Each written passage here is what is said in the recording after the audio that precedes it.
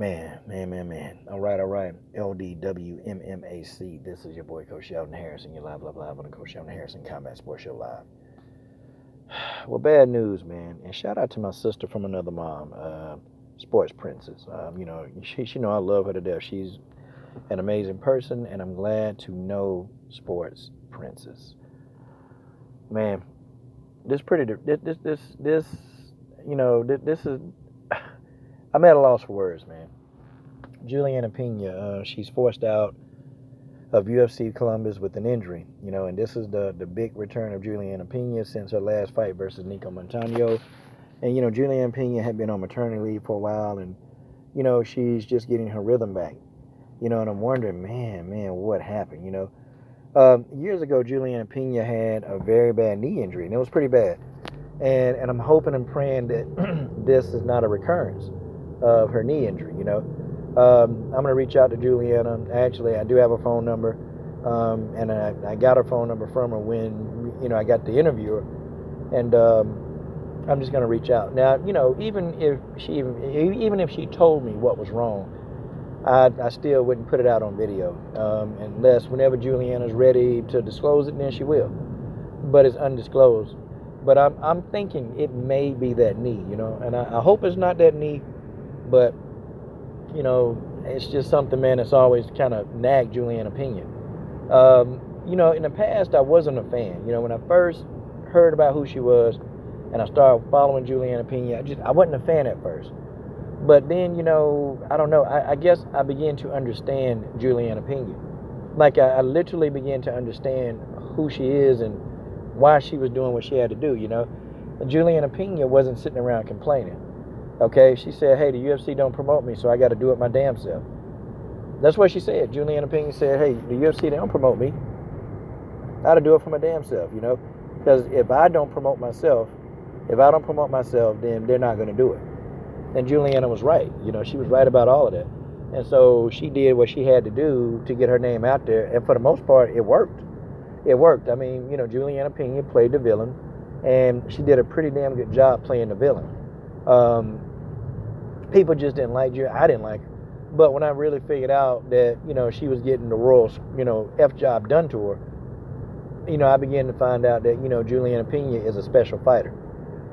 She's a good fighter. She may not have the best striking in the world, but she's a very special fighter, man. Her wrestling, she's a very high level wrestler.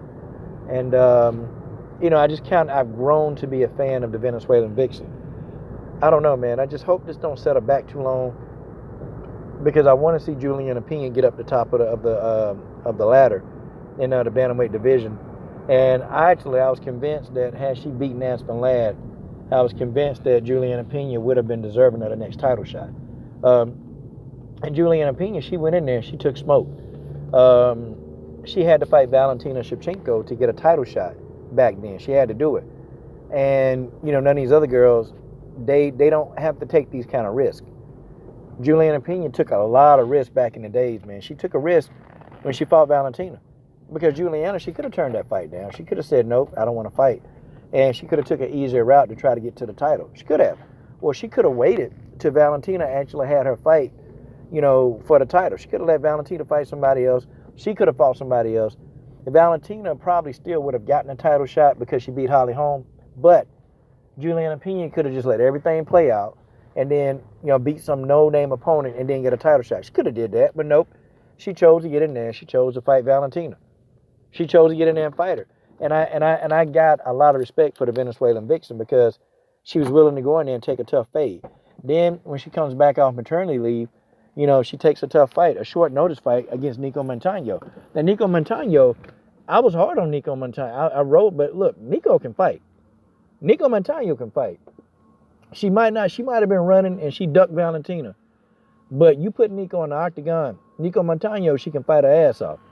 Okay, so that's, it's sad, man, and Julianna Pena went through Nico. She got that victory.